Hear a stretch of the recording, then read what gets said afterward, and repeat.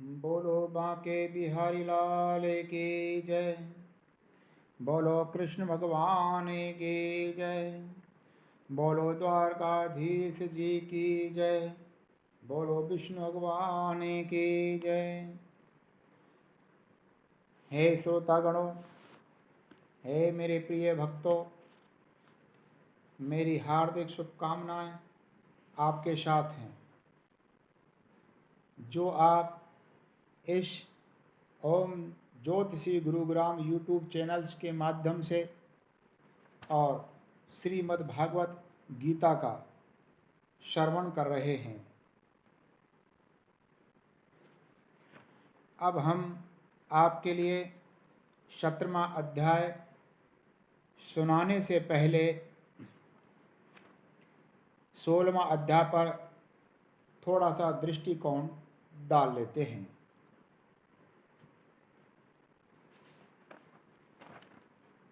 कृष्ण भगवान कहने लगे अर्जुन से, हे अर्जुन, दो प्रकार के व्यक्ति होते हैं जिनके बारे में आपको बता देता हूं। एक देव शक्ति योग, दूसरा राक्षसी से युक्त योग। यानी दो प्रकार के व्यक्ति उत्पन्न हुए हैं। पहला है देवी युक्त, जो देवताओं की कृपा से बच्चा जन्म लेता है, उसका मन भक्ति भाव की ओर रहता है, मन और वाणी और शरीर से हमेशा पुण्य दान करता रहता है।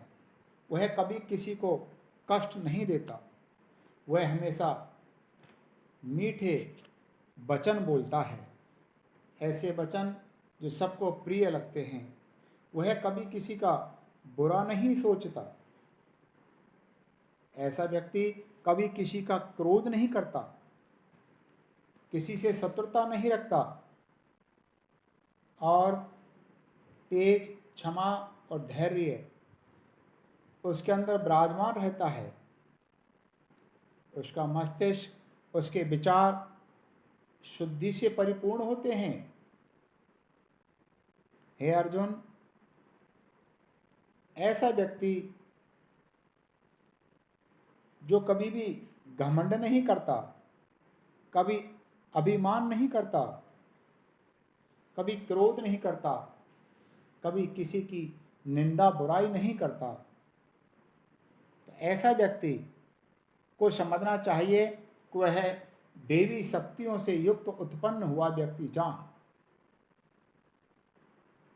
और दूसरा व्यक्ति जो हमेशा दूसरे के लिए शत्रु बना रहता है,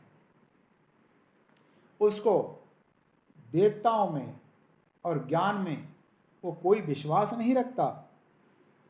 वह ना तो बाहर की शुद्धि कर सकता है और ना ही अंदर की शुद्धि कर सकता है। वह हमेशा झूठ ही बोलता है। वह ईश्वर पे विश्वास नहीं करता है। उसकी सोच होती है कि स्त्री और पुरुष के संयोग से जो उत्पन्न होते हैं और मर जाते हैं, ऐसे उसके विचार रहते हैं। वह काम वासनाओं में लिप्त रहता है। जितने भी शास्त्र हैं, पुराण हैं, ब्राह्मण हैं, गुरु हैं, माता पिता हैं, ज्ञानी लोग हैं, ये सब उसके लिए झूठे लगते हैं। इन पर वो विश्वास नहीं करता। अच्छे मार्ग पे चलना उसको ठीक नहीं लगता। घमंड से वह चकनाचूर रहता है। घमंड उसके अंदर ठूस ठूस के भरा रहता है और अपने आप में मान चाहता है कि मेरे अंदर मेरा मान करो, मेरा सम्मान क्यों नहीं। उसके अंदर क्रोध भरा रहता है ऐसा व्यक्ति तमोगुणी से उत्पन्न होता है। अपने आप में सोचता है कि मैं बहुत बड़ा धनवान हूं, बड़ा कुटुंब वाला हूं। ये दूसरा प्रकार का जो राक्षसी स्वभाव वाले व्यक्ति होते हैं, जिसे हम नास्तिक भी कहते हैं। तीसरे नाम से गीता के अंदर उसे आसुरी स्वभाव वाला व्यक्ति कहा गया है। मेरे समान कोई दूसरा नहीं है, ऐसी उसकी सोच होती है। मैं सब कुछ कर सकता हूँ, मेरे पास बहुत सारा पैसा है, दान भी दे सकता हूँ, आमोद प्रमोद भी कर सकता हूँ। अब मैंने अपनी ताकत से, पैसे की ताकत से इसको जीत लिया है, इसको खरीद लिया है, अब मुझे उसको भी लेना है,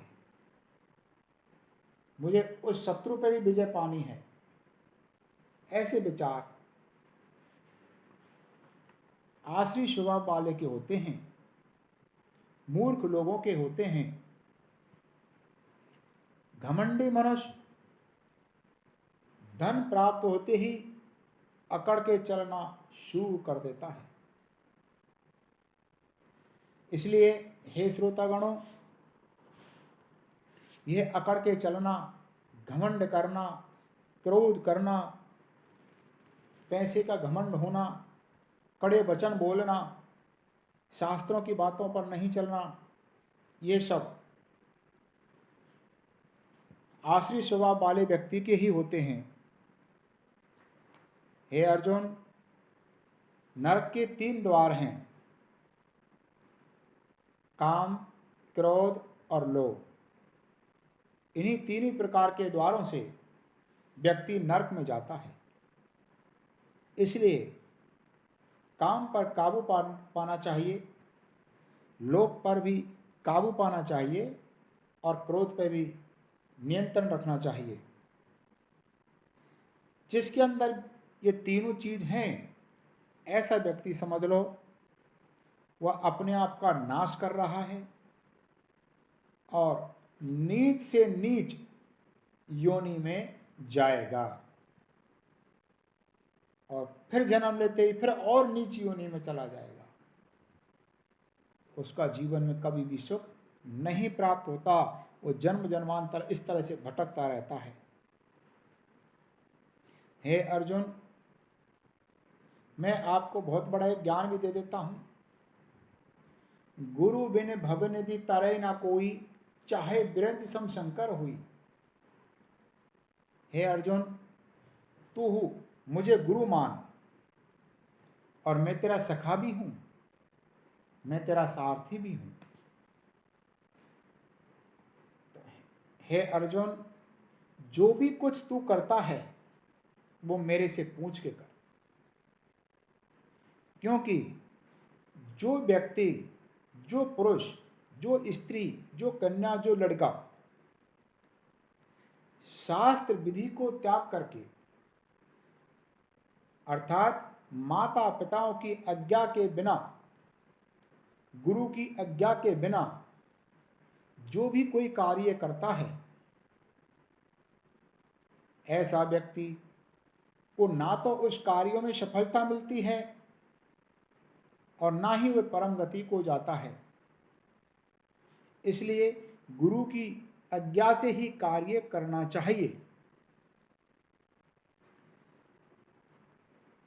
मैं स्वयं मैंने जो यहाँ देखा है वो ये देखा है कि जो भी व्यक्ति हवन कराना चाहता है उसको रविवार चाहिए, उसको छुट्टी का दिन चाहिए।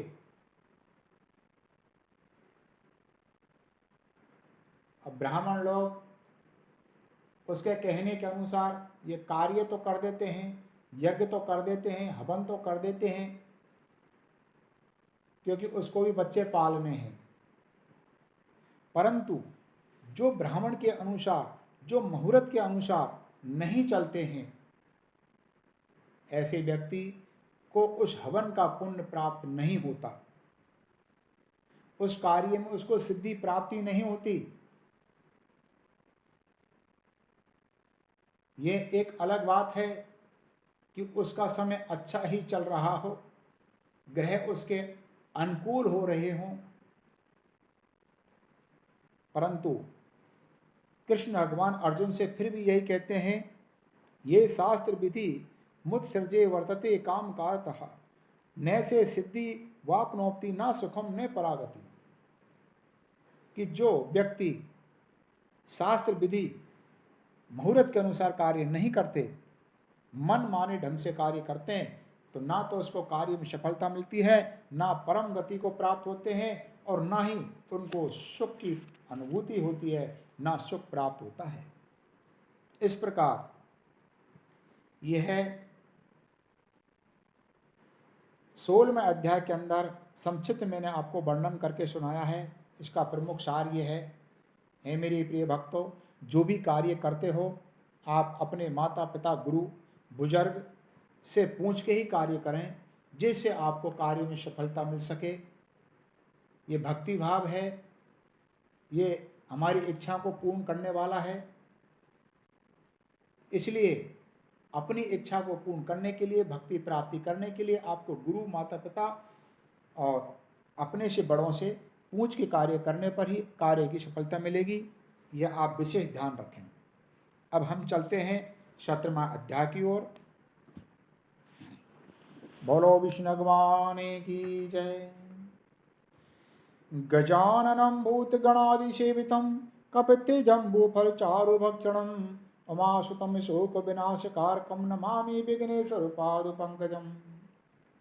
वक्रतुण्डमहाकाय कोटिसूर्यसम्प्रभा निर्विघ्नं करोमि देवी सर्वकार्येषु सर्वदा।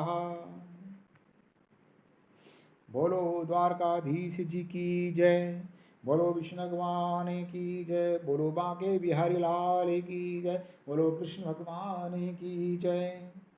ये शास्त्र विधि मुदर्शे यजन्ते सरदा यावनन्तः तेषां निष्ठा तु कहा कृष्ण सत्यमहाव्रजस्यतम्। अर्जुन बोले, हे कृष्ण, जो मनुष्य शास्त्र विधि को त्याग करके श्रद्धा से युक्त हुए देवताओं का पूजन करते हैं, उनकी स्थिति फिर कौन सी है? सात्विकी है या राजसी है या तामसी है? श्री कृष्ण भगवान कहते हैं, त्रिविधा भवती श्रद्धा देहिना सह शेभावजा सात्विकी राजसी चेव तामसी चेती ताम शृणु। श्री भगवान बोले, मनुष्यों की वह शास्त्रीय संस्कारों से रहित केवल स्वभाव से उत्पन्न श्रद्धा सात्विकी और राजसी और तामसी ऐसी तीनों प्रकार की होती हैं, उसको तुम मुझसे सुन।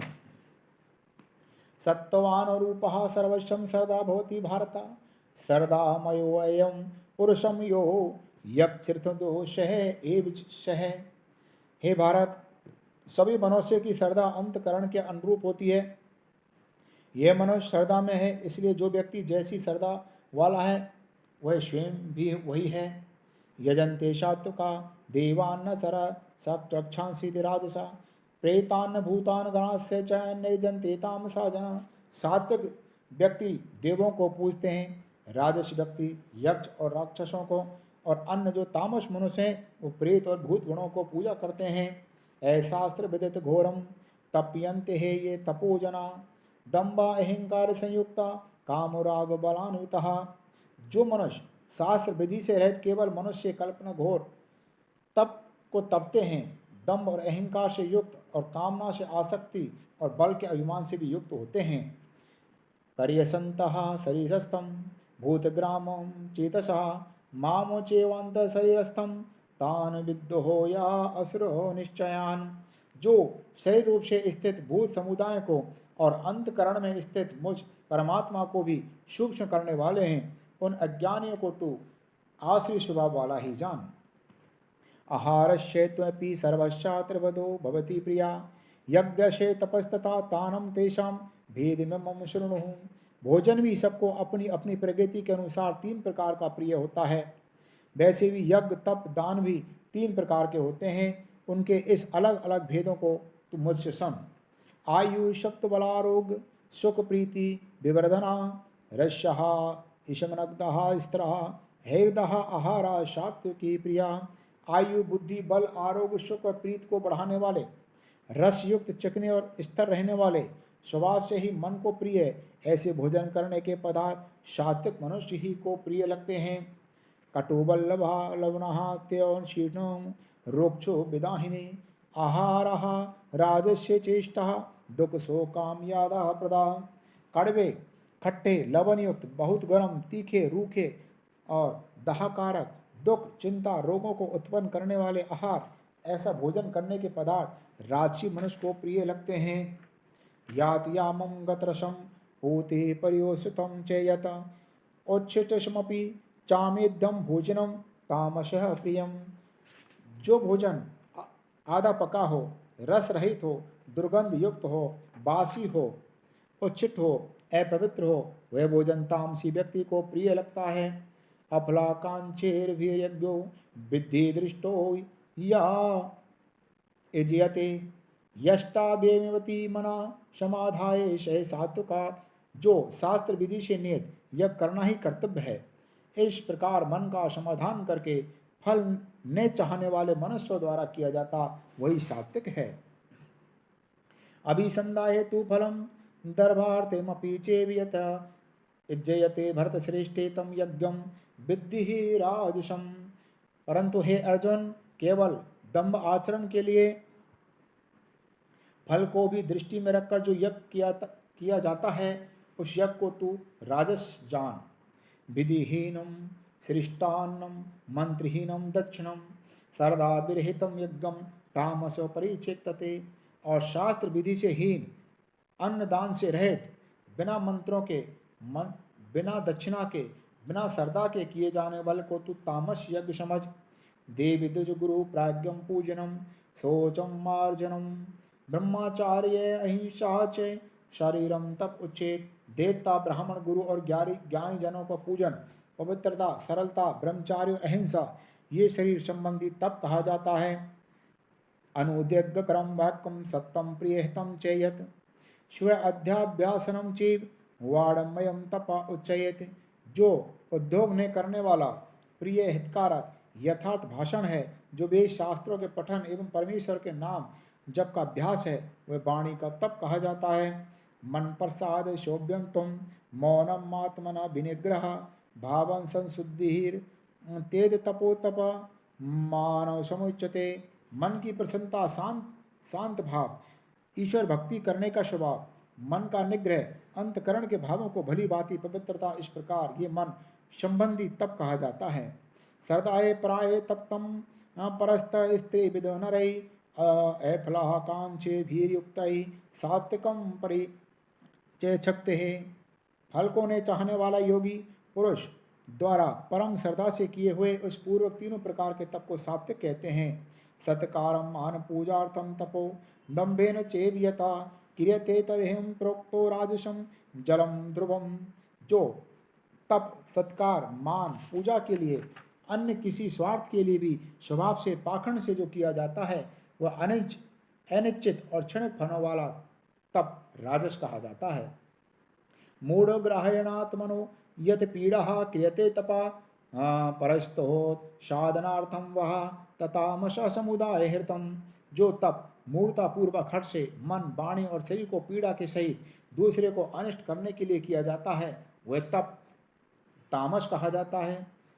दातव्यमिति यद्दानं दीयतेन अनुपकारणे देशे काले च पात्रे च तद्दानं सात्विकं स्मृतेः। दान देना ही कर्तव्य है, ऐसे भाव से जो दान देश और काल और पात्र के प्राप्त होने पर उपकार न करने वाले के प्रति दिया जाता है, वह दान सात्विक कहा जाता है। यतु प्रत्युपकारतम फलम उद्देश्यम वह पुनः दीयते च परिक्लिष्टम तद्दानहम राजसम स्मृतेः।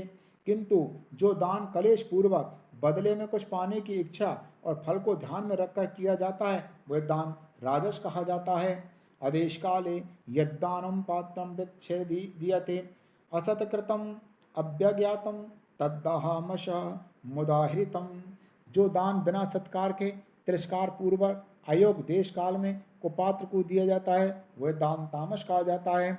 ओम तदसिद्धि निर्देशो ब्राह्मणो स्त्रे विदो स्मृते ब्राह्मण स्तने वेदस्य च यज्ञस्य च विहिता पुरा।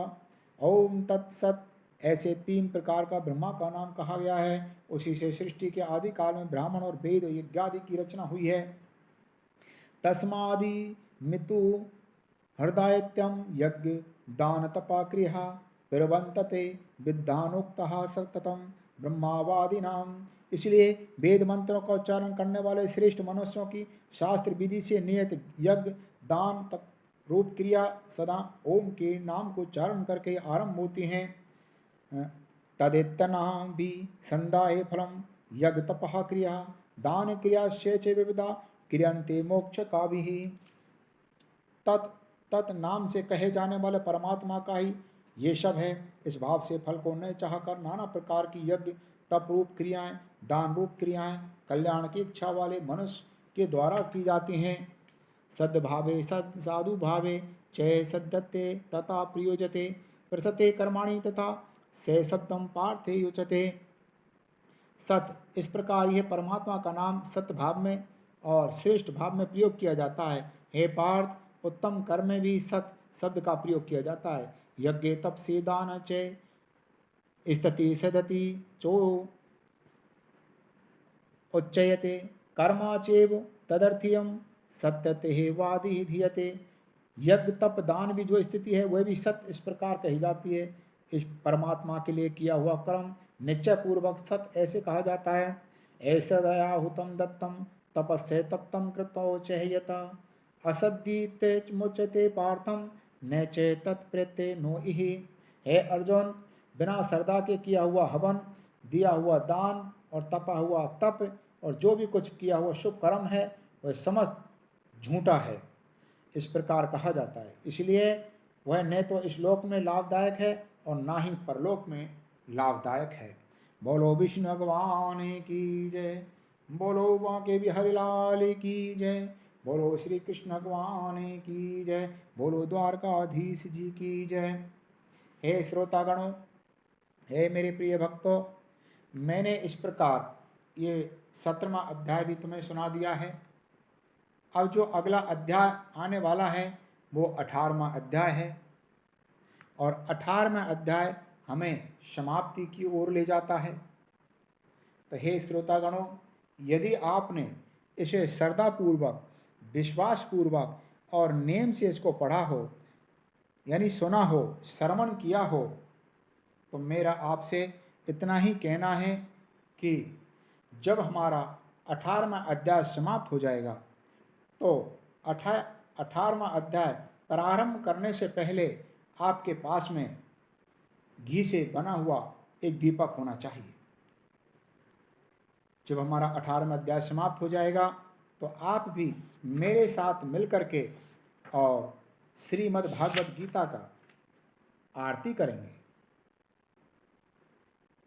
आप ही को भी आरती करनी है, मैं भी यहाँ पर आरती करूँगा।